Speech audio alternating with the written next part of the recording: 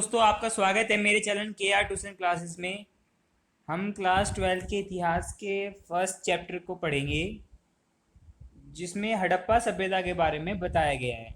तो हमारे चैप्टर का नाम है ईंटें, मनके तथा अस्थियां। तो इससे हमें हड़प्पा सभ्यता की क्या जानकारी मिलती है, इसके बारे में हम पढ़ेंगे। ठीक है, तो यहाँ पे मेरे पास नोट्स है। इस नोट्स के ज़रिए मैं आपको पढ़ाऊँगा।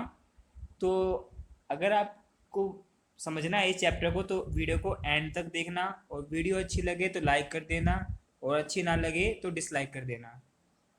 तो चलिए शुरू करते हैं। तो पहला पॉइंट है हमारा, हड़प्पा संस्कृति जो है ये सिंधु नदी थी, जो भारत और पाकिस्तान के पश्चिमी जो इलाका है वहाँ पर ये बहती है। तो सिंधु नदी के आसपास की जो संस्कृति उत्पन्न हुई थी, जहाँ पर लोग आकर के बसने लगे थे, वहाँ पर शहर बस गए थे, उन शहरों को, उन संस्कृति को हड़प्पा संस्कृति के नाम से जाना जाता है। और क्योंकि ये संस्कृति सिंधु नदी घाटी के पास हुई थी, इसीलिए इसे सिंधु घाटी की सभ्यता भी कहते हैं। ठीक है, ये आप याद रखना। पुरातात्विक संस्कृति शब्द का प्रयोग पुरावस्तुओं के ऐसे समूह के लिए करते हैं जो एक विशेष शैली की होती है। तो पुरातात्विक जो शब्द है, जो हम काफ़ी ज़्यादा यूज़ करते हैं कि पुरातात्विक विभाग को ये चीज़ मिली है, वो चीज़ मिली है। तो ये क्या होती है, पुरानी चीज़ों का एक ऐसा समूह होता है जिसकी एक विशेष शैली होती है, उसके जैसी चीज़ दुनिया में आज तक नहीं देखी गई होती, और वो पुरानी होती है, तो इसीलिए उनको पुरातात्विक संस्कृति कहते हैं। ठीक है, ये सामान्यतः एक साथ एक विशेष भौगोलिक क्षेत्र और कालखंडों से संबंधित होती है। तो ये पहला पॉइंट था, मैंने आपको एक्सप्लेन कर दिया है यहाँ पर। अब दूसरा पॉइंट देखिए, हड़प्पा सभ्यता का नामकरण कैसे किया गया। हड़प्पा नामक स्थान जहाँ पर संस्कृति पहली बार खोजी गई थी, उसी के नाम पर इसका नामकरण किया गया है। तो सिंधु नदी के आसपास का जो इलाका था, वहाँ पर जो नगर बसा था, उसे हड़प वहाँ पे हड़प्पा नामक वो जगह थी, इसीलिए इस सभ्यता का नाम हड़प्पा सभ्यता रख दिया गया। तीसरा पॉइंट है, हड़प्पा संस्कृति के दो प्रसिद्ध केंद्र थे, हड़प्पा और मोहनजोदड़ो। ये दो बड़े शहर थे हड़प्पा संस्कृति के। जैसे अगर हम भारत की बात करें, तो भारत में मुंबई और दिल्ली और बेंगलोर आप कह सकते हो, यहाँ पे ये प्रसिद्ध शहर है। इसी तरह से हड़प्पा और मोहनजोदड़ो उस वक्त हड़प्पा संस्कृति के प्रमुख शहर थे। चौथा पॉइंट है हमारा, हड़प्पा सभ्यता की खोज 1921 और 1922 में इसकी खोज की गई। किनके द्वारा की गई? दयाराम साहनी जी थे, रखालदास बनर्जी और सर जॉन मार्शल के नेतृत्व में इनकी टीम थी। इन्होंने हड़प्पा सभ्यता की खोज की सन 1921 से 22 के बीच में। ठीक है, पांचवा पॉइंट है हमारा, हड़प्पा सभ्यता का काल। जो विकसित सभ्यता थी, उसके विकास करने का जो समय था, वो था 2600 ईसा पूर्व से 1900 ईसा पूर्व के बीच माना जाता है। अब काफ़ी बच्चों को ईसा पूर्व का ही नहीं पता होता कि ईसा पूर्व क्या होता है, जिसे बीसी कहते हैं, बिफोर क्राइस्ट। तो ईसा पूर्व का मतलब होता है कि अब चल रहा है 2020, जब मैं ये वीडियो बना रहा हूँ, तो 2020 से अगर हम बिल्कुल जीरो पे चले जाएंगे, तो उसको माना जाता है ईसा मसीह के जन्म का साल, जब जीरो था, जब। तो उससे भी 2600 वर्ष पहले, मतलब ईसा मसीह जब जन्म हुआ था, उससे भी 2600 वर्ष पहले से लेकर 1900 तक, ठीक है, 1900 ईसा पूर्व तक के बीच में इसका विकास हुआ था। तो इसका मतलब कम से कम 4500 साल पहले ये सभ्यता मौजूद थी। छठा पॉइंट है हमारा, सिंधु घाटी सभ्यता की सबसे विशिष्ट बात ये थी उनकी पुरानी वस्तुएं और मोहरे का वो इस्तेमाल किया करते थे व्यापार के लिए अपने दस्तावेजों में। ये सेलखड़ी नामक पत्थर से बनाए जाते थे। जो मोहर हुआ करती थी, सेलखड़ी नामक पत्थर से बनाई जाती थी। सातवां पॉइंट है, हड़प्पा सभ्यता की जानकारी के जो प्रमुख स्रोत हमें मिले हैं, वह मित्री भांड, भौतिक अवशेष, जो टुकड़े उनके घर के बचे हुए थे, आभूषण, औजार, जो मोहरे इस्तेमाल किया करते थे, इमारतें, जो बचे कुचे दीवारों के महलों के अवशेष मिले हैं, खुदाई से मिले हुए सिक्के इत्यादि, ये सारे स्रोत हैं। 8वां पॉइंट है हड़प्पा संस्कृति के प्रमुख क्षेत्र कौन से थे। तो आजकल के जो अफगानिस्तान है वर्तमान में, जम्मू कश्मीर का इलाका, बलूचिस्तान जो पाकिस्तान में है अभी, गुजरात, राजस्थान और पश्चिमी उत्तर प्रदेश का जो इलाका है, यहाँ तक पूरा हड़प्पा संस्कृति फैली हुई थी। इसके प्रमुख स्थल कौन से थे, तो ये 9वां पॉइंट है हमारा। इसके प्रमुख स्थल थे नागेश्वर, बालाकोट, चुनहुदड़ो, कोटदीजी, धोलावीरा, लोथल, कालीबंगन, बनावली, रानीगढ़ी। तो ये आपको बेसिकली ये सारे इसमें दिए हुए हैं, सबको अच्छे से याद कर लेना है। वीडियो को पॉज करके आप इनको नोट कर सकते हो। 10वां पॉइंट है ये एक नगरीय सभ्यता थी। ये सभ्यता नगरीय सभ्यता थी, यहाँ पर कई सारे नगर बसे हुए थे, यहाँ की जनसंख्या ज़्यादा थी।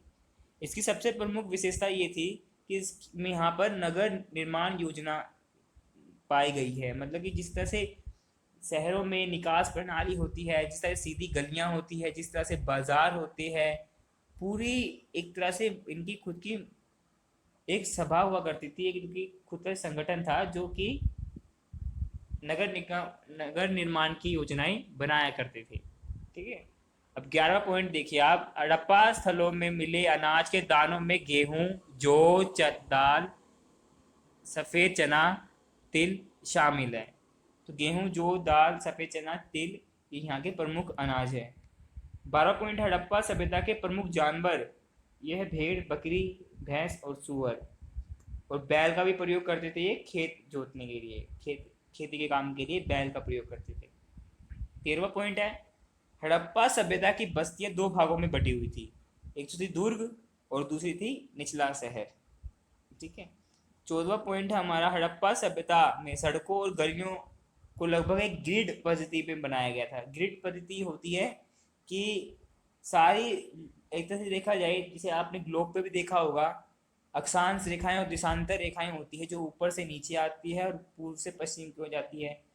बिल्कुल सीधी लाइनें होती है, जैसे आपके ग्राफ पेपर पर सीधी लाइनें होती है ना, हॉरिजॉन्टल भी होती है, वर्टिकल भी होती है, ऊर्ध्वाधर होती है, क्षैतिज होती है, वो आपस में एक दूसरे को काटती है और काटने पर 90 डिग्री का कोण बनाती है। सो 90 डिग्री का एंगल बनाती है, तो इसलिए इसको ग्रिड पद्धति कहते हैं। ये एक दूसरे को समकोण पर काटती थी, मतलब सारी गलियां सीधी थी और एक दूसरे को 90 डिग्री के एंगल पे काटा करती थी। 15वां पॉइंट हमारा जल निकास प्रणाली बहुत ही अच्छी थी। घरों का सारा गंदा पानी नालियों के जरिए गली की नालियों में जोड़ा जाता था और नालियाँ पक्की ईंटों से बनाई जाती थी। ये भी बहुत इम्पोर्टेंट चीज़ थी। 4000 साल पहले ऐसी वास्तुकला थी यहाँ पर, इस तरह की भवन निर्माण कला था। सच में बहुत बड़ी बात है। 16वां पॉइंट है इसमें निचला शहर आवासीय भवनों के उदाहरण प्रस्तुत करता है। अब कई तरह के जो आम जनजीवन के घर हैं वो पाए गए हैं निचले शहर में, तथा दुर्ग पर बनी हुई संरचनाओं का प्रयोग जो है वो विशिष्ट सार्वजनिक प्रयोजनों के लिए किया जाता था। किसी सभा को आयोजित करने के लिए या कोई महल बनाने के लिए या कोई विशेष स्थान बनाने के लिए दुर्ग का प्रयोग किया जाता था। नहरें, कुएं, जलाशय सिंचाई के प्रमुख स्रोत थे। 18वां पॉइंट हमारा यहाँ पे विशाल स्नानागार मिले हैं। एक आयताकार जलाशय भी मिला है यहाँ पर, जो चारों ओर से गलियारे से घिरा हुआ है और जलाशय के अंदर तक, तल तक, उसके सरफेस तक जाने के लिए सीढ़ियाँ बनी हुई थी। तो देख सकते हो आप यहाँ पे। 19वां पॉइंट हमारा हड़प्पा सभ्यता के जो समाधानों में आमतौर पर मृतकों को गर्तों में दफनाया जाता था। मतलब कि यहाँ पे जलाने का सिस्टम नहीं था जिसे हम हिंदुओं में जलाते हैं, तो यहाँ पे सबों को दफनाया जाता था। उनके साथ मृत भांड और अवशेष भी मिले हैं, मिट्टी के बने हुए बर्तन और उनके अवशेष मिले हुए हैं। 20वां पॉइंट है हमारा आभूषणों व मनकों को तोलने के लिए यहाँ पर बाट का प्रयोग होता था। बाट से हम तोलते हैं सामान को। पुराने तराजू में आप देख सकते हो उसके अंदर बाट लगाया करते थे, एक तरफ सामान रखते हैं। तो ये बाट जो है चर्ट नामक पत्थर से बनाया जाता था। ठीक है, चर्ट नामक पत्थर था, उससे बाट बने हुए होते थे। 21वां पॉइंट है हमारा मनकों के निर्माण में जो पदार्थ प्रयुक्त होता था, पदार्थ इस्तेमाल किया जाता था, वो था कार्निलियन, सुंदर लाल रंग का पत्थर, जेस्पर, स्फटिक, क्वार्टर्स, और सेल खड़ी के पत्थर, और फिर इसमें तांबा, कांसा, सोने जैसी धातुएं और शंख, फ्योन्स और पक्की जो मिट्टी होती है पकी हुई, उन सभी का प्रयोग करके मनके बनाए जाते थे। इनके आकार दिया जाता था इनको, जैसे चक्राकार, बेलनाकार, गोलाकार, और कुछ मनके ऐसे मिले हैं जो बीच में से टूटे हुए थे। 22वां पॉइंट हम मुद्रा का प्रयोग काफ़ी ज़्यादा था। ये लंबी दूरी, लंबे लंबे जो दूर, कई दूर शहर हुआ करते थे, वहाँ पर उनसे संपर्क साधने के लिए इसका प्रयोग किया जाता था। 23वां पॉइंट है हमारा, हड़प्पा में पाई जाने वाली लिपि को पढ़ने में भी अभी तक विद्वान जो है असमर्थ है। अभी तक इसकी लिपि को, इनके लिखने के ढंग को अभी तक पूरा नहीं पढ़ा जा सका है। 24वां पॉइंट है हमारा, हड़प्पा की लिपि वर्णमाला थी, मतलब कि लिपि में वर्णमालाएं हुआ करती थी।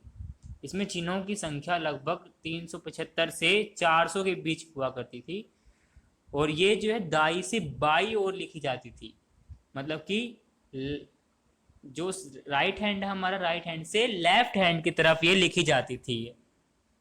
राइट हैंड से लेफ्ट हैंड की तरफ हम हमेशा, हम चाहे इंग्लिश लिखती है चाहे हिंदी लिखती है, हम हमेशा लेफ्ट से राइट की ओर चलती है, लेकिन ये उल्टी थी इससे। ठीक है।